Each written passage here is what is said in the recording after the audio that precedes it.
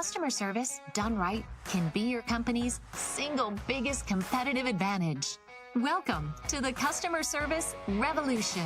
Join customer service authority and best-selling author John DiJulius as he interviews leaders who are revolutionizing their industries. This is more than a podcast, though. It's a movement. The Customer Service Revolution is a radical overthrow of conventional business mentality designed to transform what customers and employees experience. If you're a revolutionary customer service leader who's ready to stop competing on price and obsessed with building a brand that people cannot live without, this podcast is for you.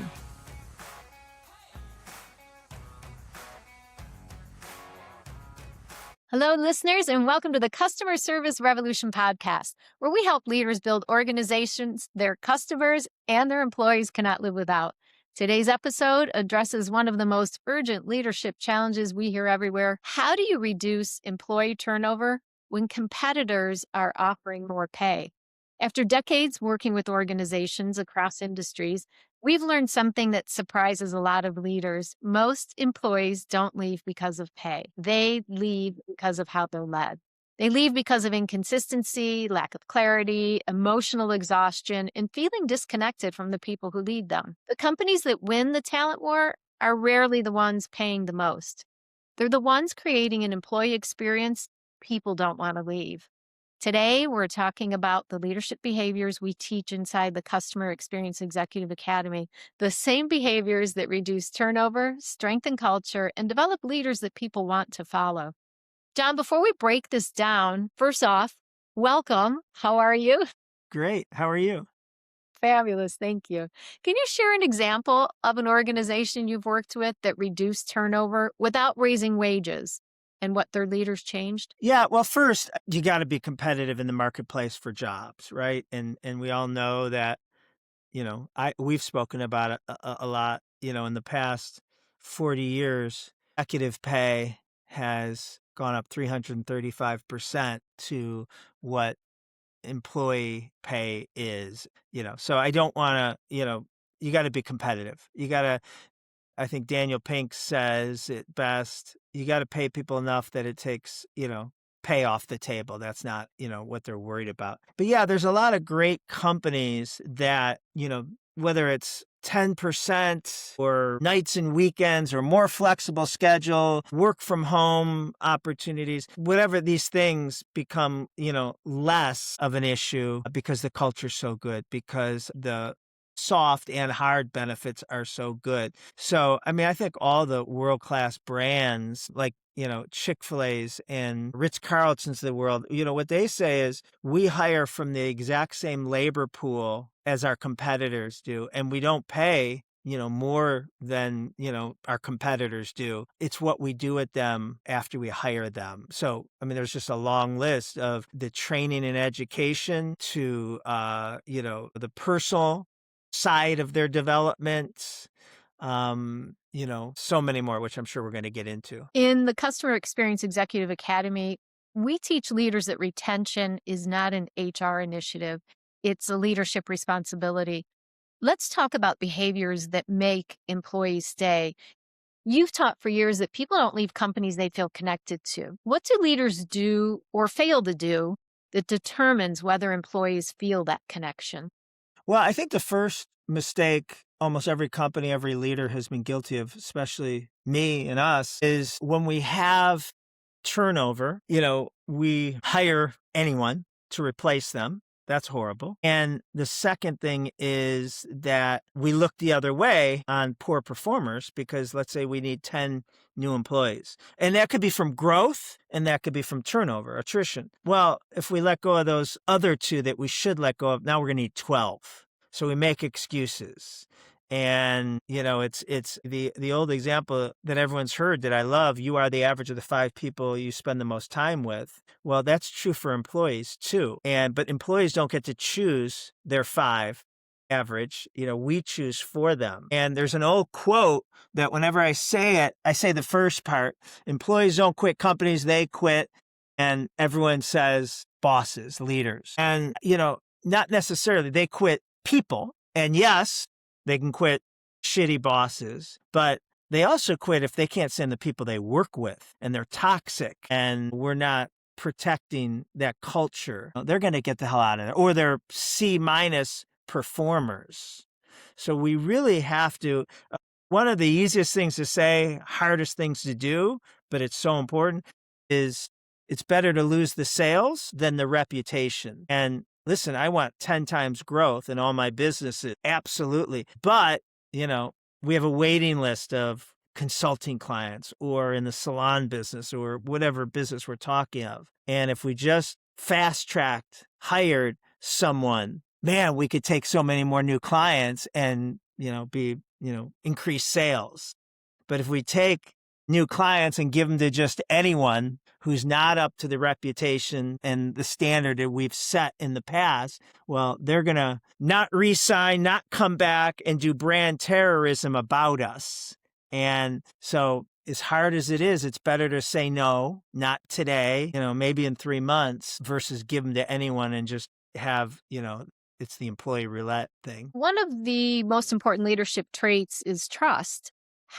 How does trust show up in daily leadership behavior, not just in words or value statements, but in behaviors? Yeah. So my favorite leadership quote, and it's not mine, I don't remember who it came from, is go show the proper way, and when necessary, use words, right? And so if you're modeling the behaviors of customer experience, of caring, of knowing the Ford of your team members, family, occupation, recreation, and dreams, then you can, then they're going to want to, deliver that type of experience to customers. So, but you got to model the behavior. I mean, so many times we've all worked in businesses where, the leader screams at us and doesn't treat us well. But they don't understand why we don't treat the customer well. Well, if our morale's down and we feel that we're being hypocrites, and even unethical, there's a phrase we use, educate versus sell, to a customer. And that means telling them what they're looking for might not be in their best interest, and taking a better deal off the table, taking a great sale and reducing it to a smaller sale, because that's not what, that won't benefit them. Now, in the long haul, that's going to come back and benefit you because they're going to the customer's going to trust you.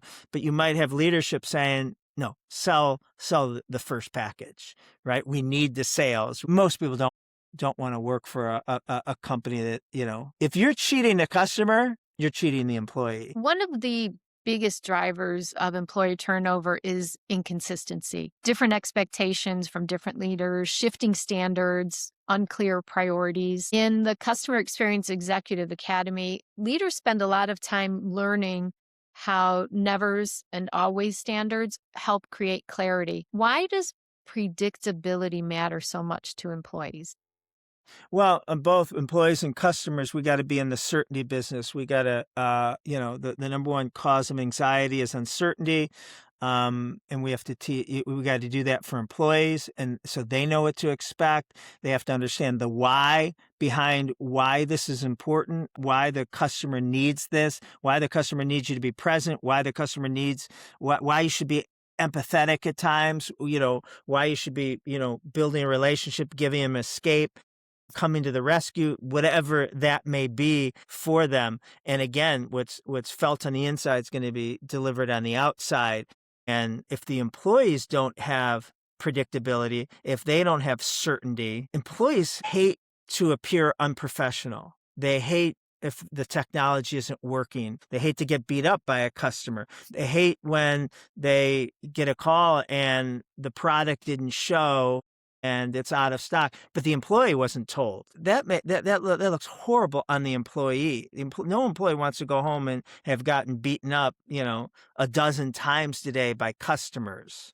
So when you prepare the employee, and they're in the certainty business, and teach them to provide certainty to the customer, and the customer may not like what they're providing them as far as, unfortunately, this is on back order, supply chain, whatever it is, this is going to be 3 months. And I know you're used to 2 weeks. Here's what we can do. We can wait for that.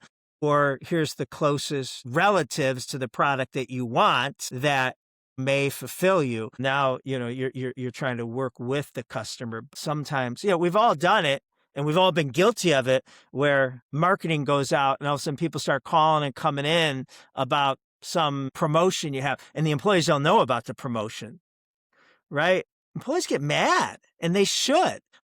We forgot to tell the employees that, on February 1st, we were running, this. So employees don't like to look stupid, and, they're a big part of who we have to educate and communicate with first. We talk a lot about service aptitude for frontline teams. In the academy, you and Dave emphasize that leaders need it just as much. So what does it look like when leaders truly serve the people who serve the customers instead of managing through control or command?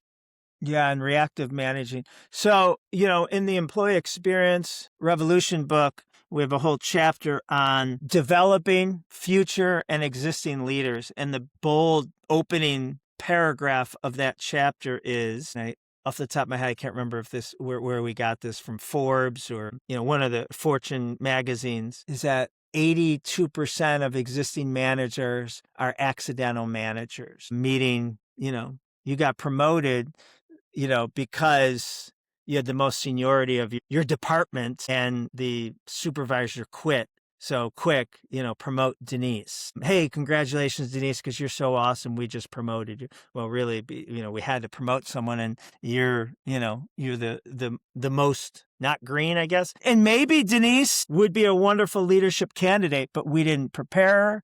She went from Friday going out happy hours with her coworkers, and then Monday she's leading them, and we didn't set her up and teach her and see if she wanted that.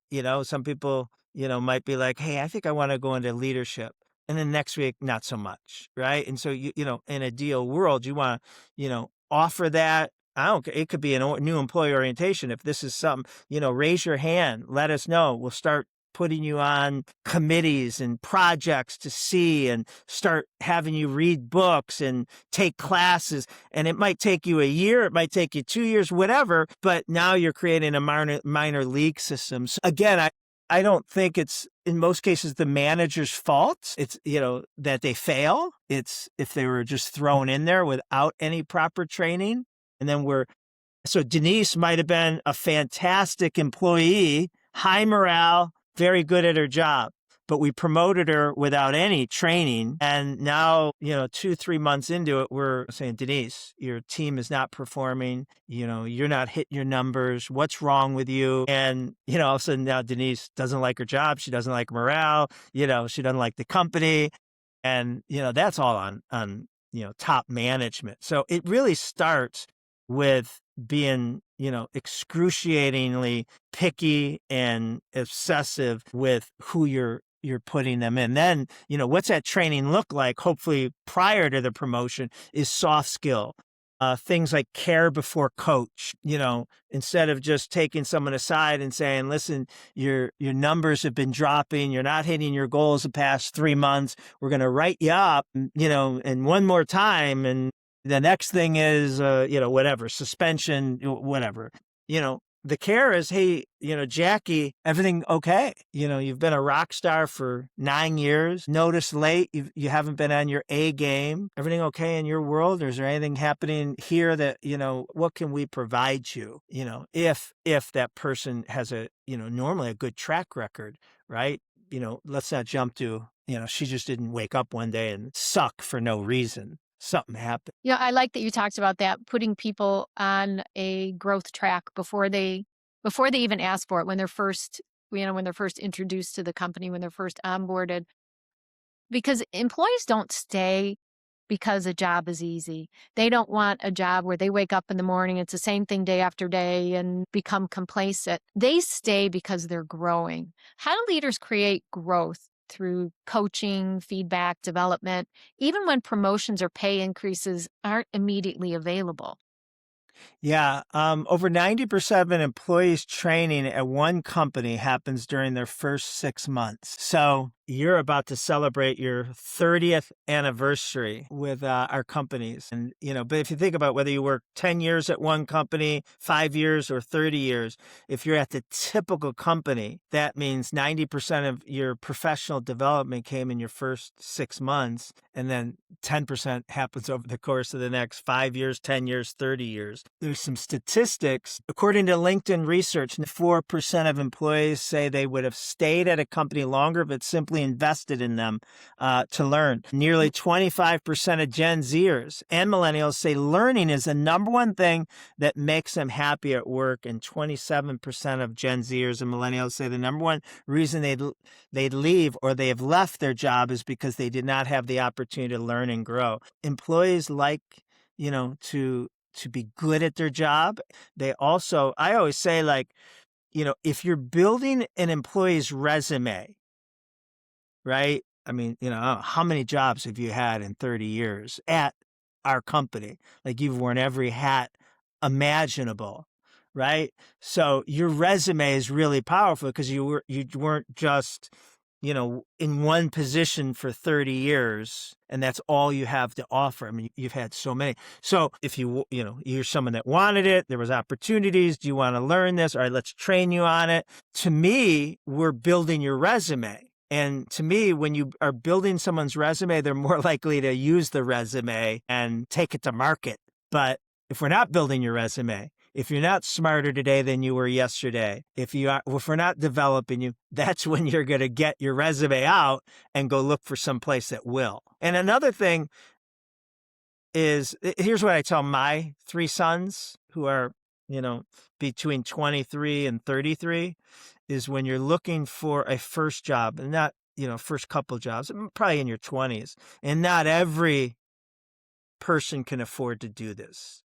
But I think the number one thing is mentorship more than pay. And again, my sons don't, when they're in their 20s, didn't have to take the highest paying job because of their circumstances. But if you can afford it in your 20s and you get in the right company with mentorship, access to really, really smart people, might be the CEO, COO, people that are going to mentor you, that will propel your career in future jobs better than that $5,000, and we might be talking about, hypothetically taking a job for $65,000 versus 60. Well, the mentorship by the right people will blow that $5,000 annual salary away in the long term. Do you think you realize that when you're in your 20s? No, but that's why I like to give, if you're listening, or, I like to give that advice because, I didn't realize that. It's great advice. Yeah. Yeah.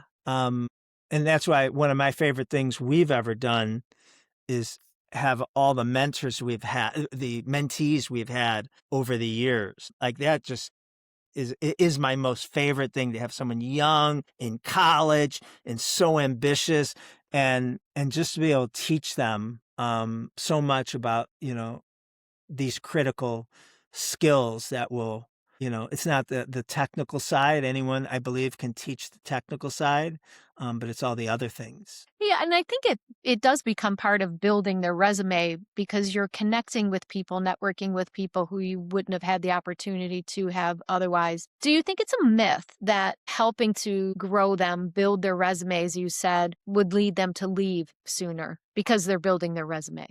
Or do you think we think that, but in actuality, we're helping them build their resume by growing, and it's also what's keeping them? Yeah.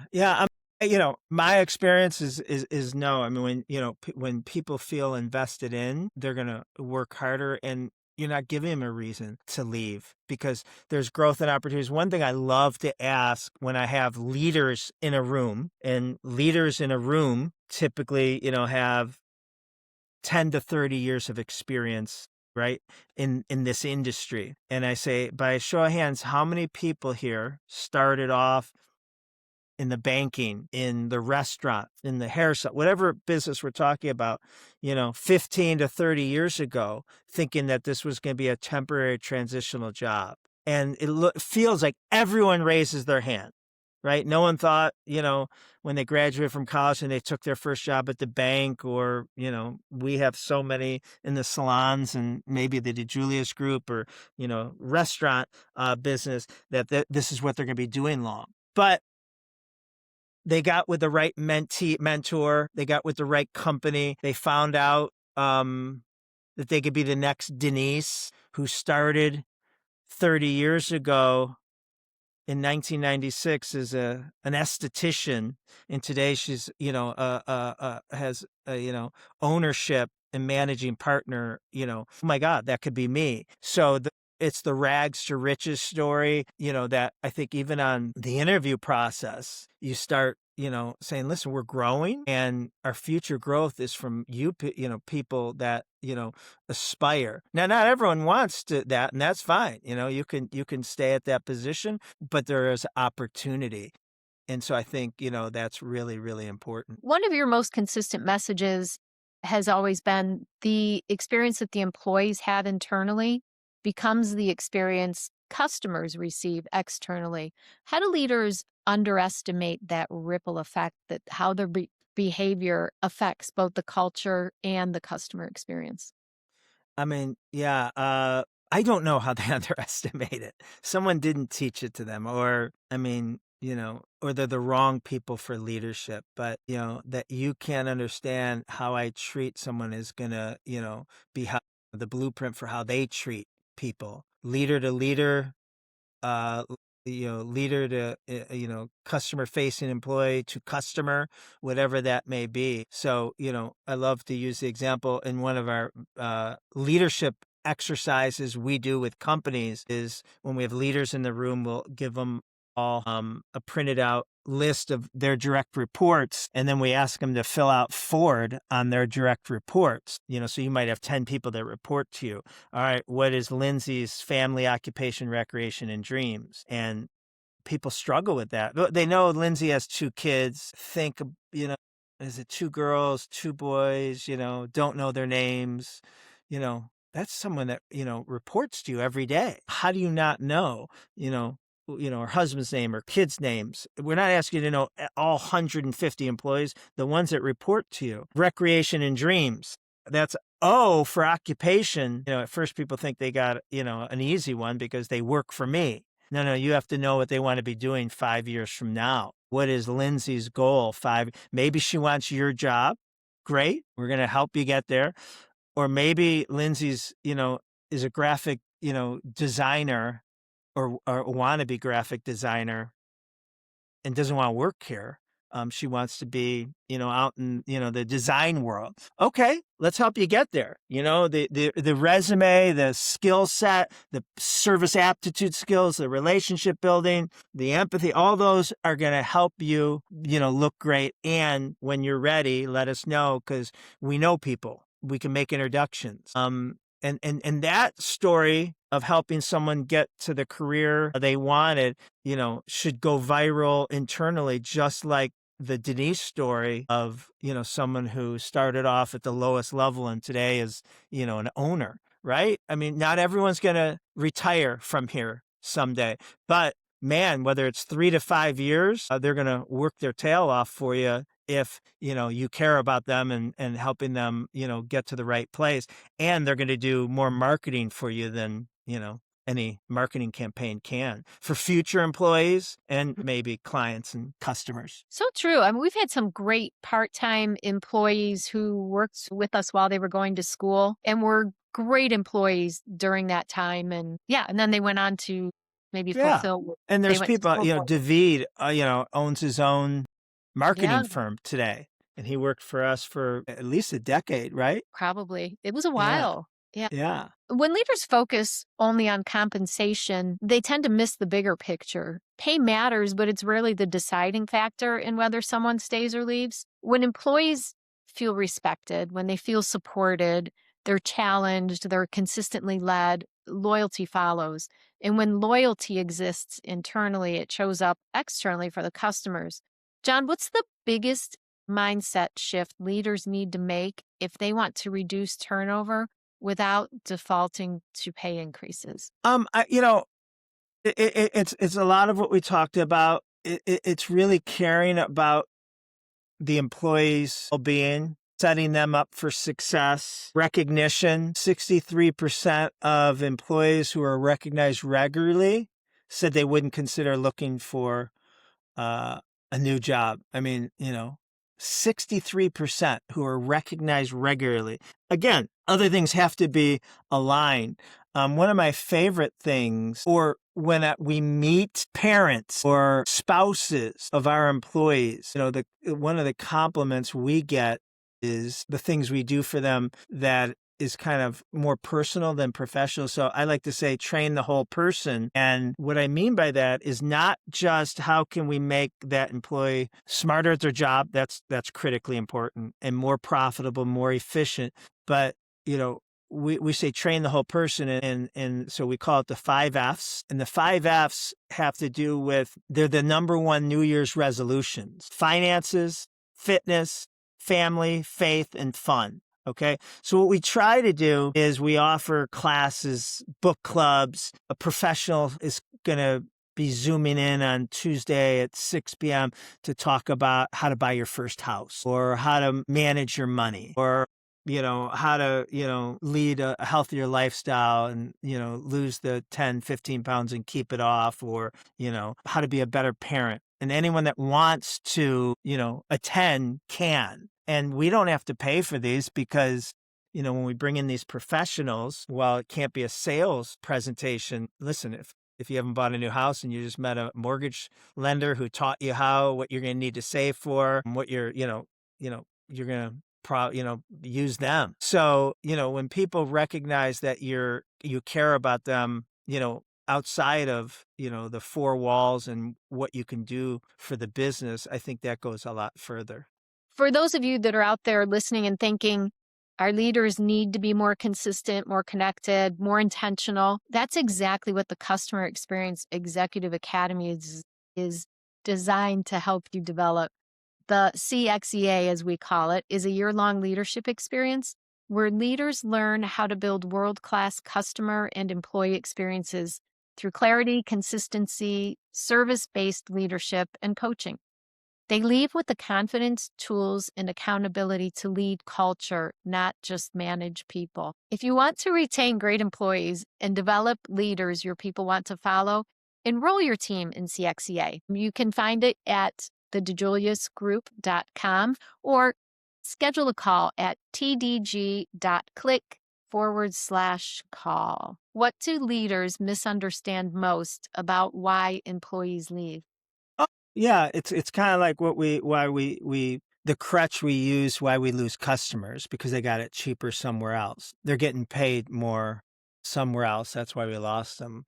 What kind of relationship did you have with them? If people aren't giving you the opportunity, if they're just quitting, then, don't have that relationship with them. So it just goes back to really caring for them as a human being. Maybe, you haven't told them what their potential is and their future could be, provided that's genuine, and you're just not saying that to keep them. Is this where you see leaders blaming pay for problems that are really leadership issues?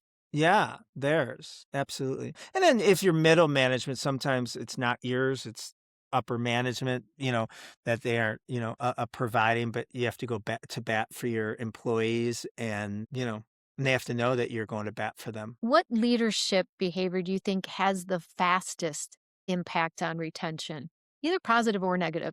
I think caring. I think getting to know someone. I think showing vulnerability is huge. Demonstrating, hey, listen, I know you're struggling right now. It's overwhelming. You're newer, or you're just, a new position. When I started, I screwed up and almost got fired. I know what it's like, or whatever that may look like. Or I've had, if someone's suffering from mental health or relationship issues at home or parenting, and, you might have too in that category, letting him know that, we had something similar. We're going through something similar.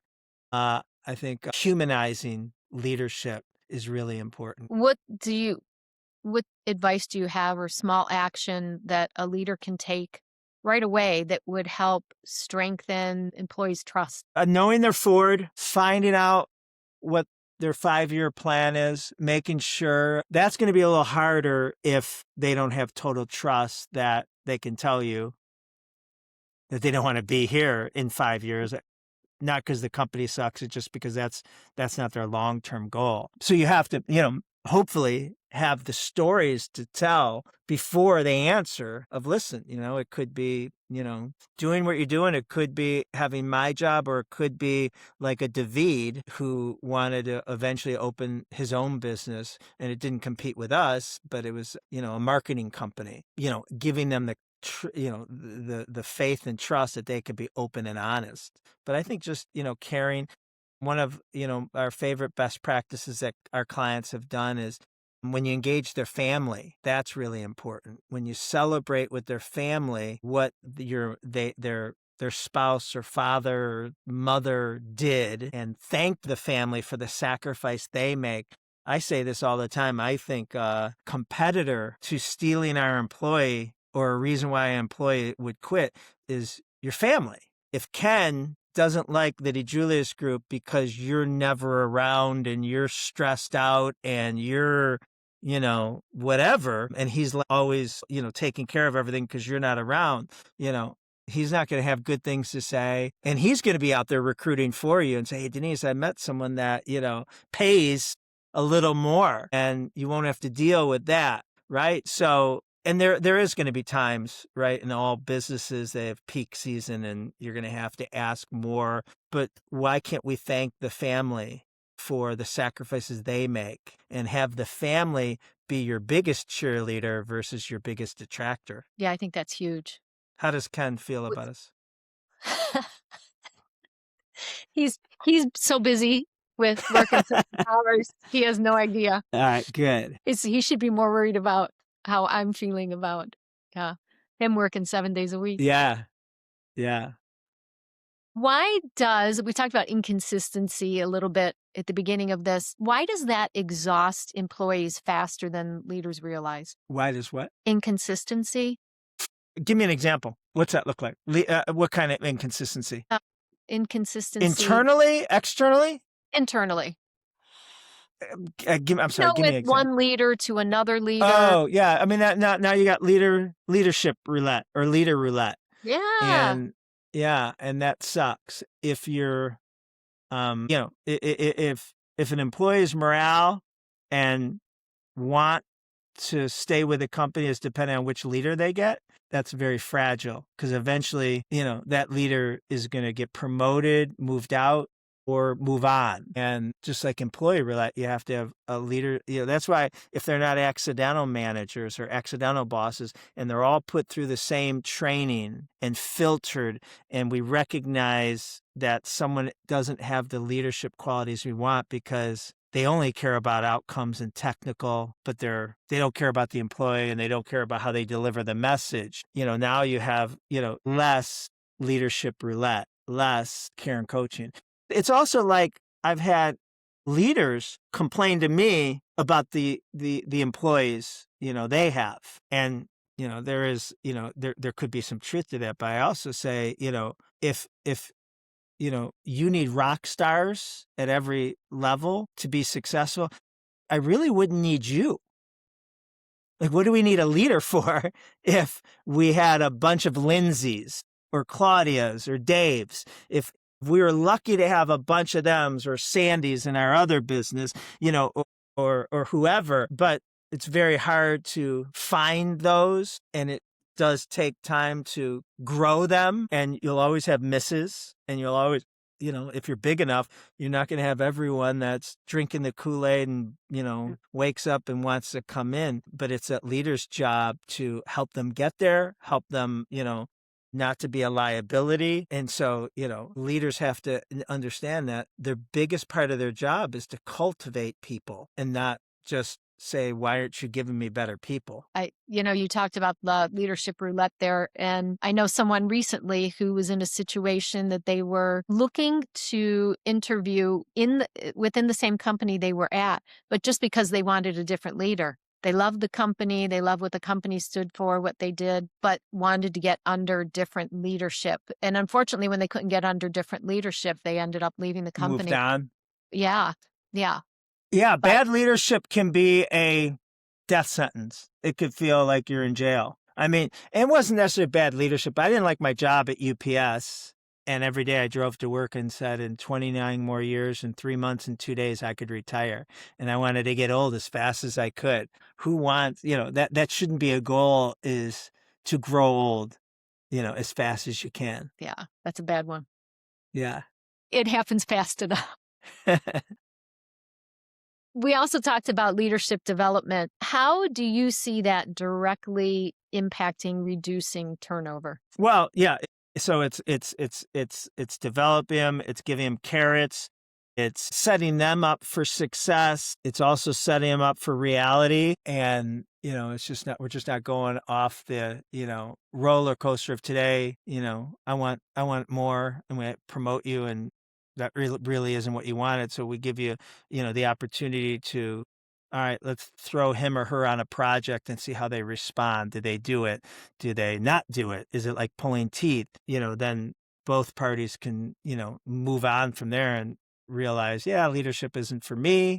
I thought it was, but I didn't realize all that was entailed, or, they're doing well with it and growing. And so we give them more and more. And, leadership shouldn't be about getting a title, right? You should be that person. And then when they get promoted, people should, I thought you always were a leader, just because of the way, you behave and model your behavior. It's too bad there isn't, something on a resume for that. When I think of requirements for a position and, they want somebody who has been, a director of something before, a VP of something before, but that doesn't make someone a leader just because they have that title. No. It's not necessarily the qualities a company is looking for. Right. So what are you saying is missing? That how do you define the skill of a leader on a resume? What does that look like? I've never looked at a resume in my life. I haven't.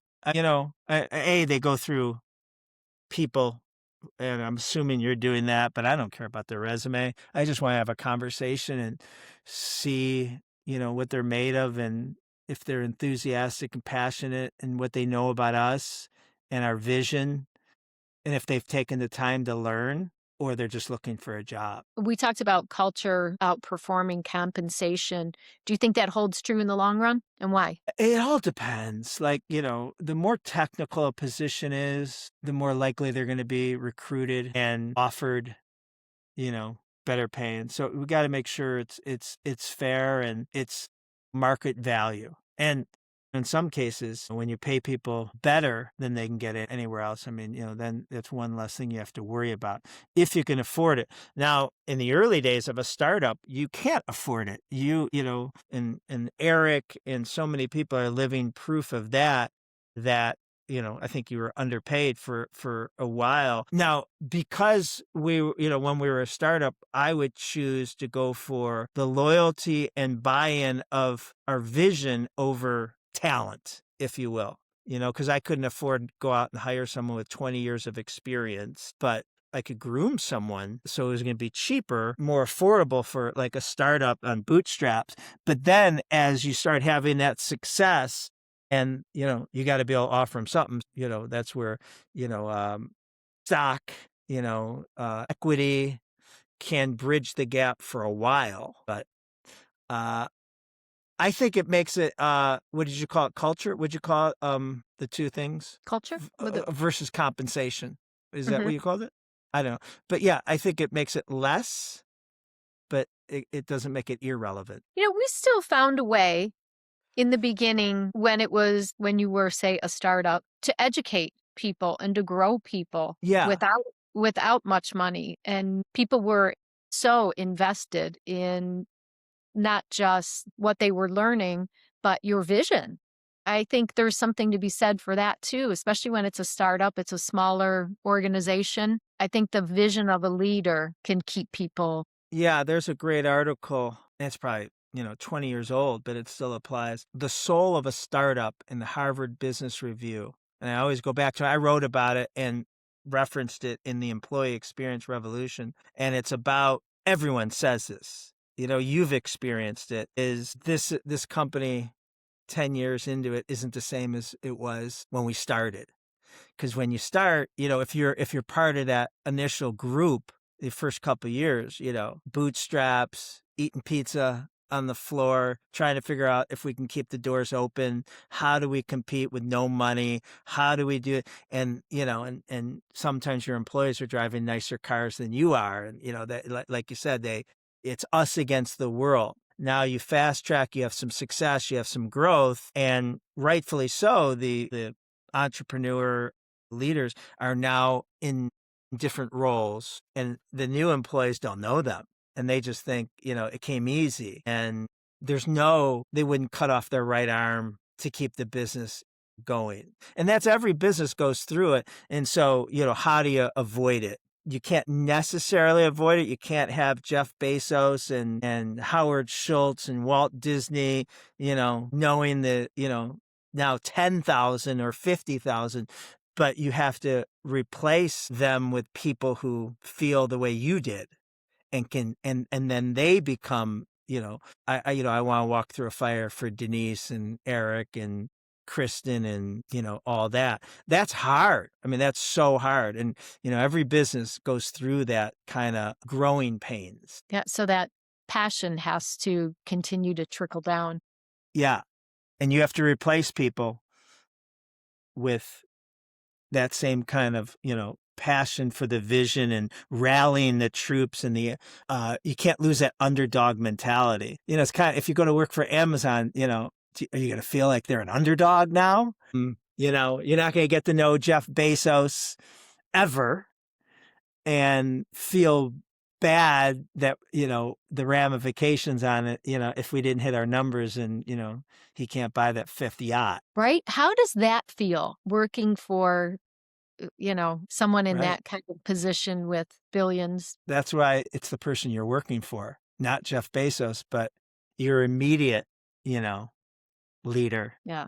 So, John, what's an action that a leader can take this week that helps them? Have your direct reports and see how well you know their Ford: family, occupation, recreation, and dreams. I love asking new employees, the question we ask in our workshops: what's a brand you can't live without? Now, leaders' brands could be a Ritz-Carlton or, a Lululemon, and employees could be a totally different answer, right?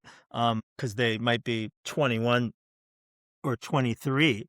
But when it's cool at orientation or the personnel file to, have them put that down, and then they forget, and then you want to recognize them for Employee of the Month or their first anniversary or whatever you want to recognize them, instead of, giving everyone a $25 Starbucks card, you may hate Starbucks, or you may, that might not be your choice. But if I know that you like Caribou Coffee or Amazon or Target, now I can, give you a, $25 or $50 card that's directly related to what you like, or to ask a Lindsay how Mackenzie and Landon are doing, and Ron, and, is it basketball season for Mackenzie? I mean, that goes a long way. That's knowing their Ford. That's, and they're going to do that for their customer. Love it. All right, listeners, if you're ready to build leaders your employees trust and a culture that keeps your best people, enroll in the Customer Experience Executive Academy. Find out more by scheduling a call at tdg.click/call. Thanks, John. And listeners, we'll see you next week. Thank you. What separates world-class customer service companies from everyone else? One significant factor is having someone dedicated to designing and managing the customer's experience. The Customer Experience Executive Academy trains leaders to excel at this. Find out how to enroll now. Contact Claudia at thedijuliusgroup.com for details.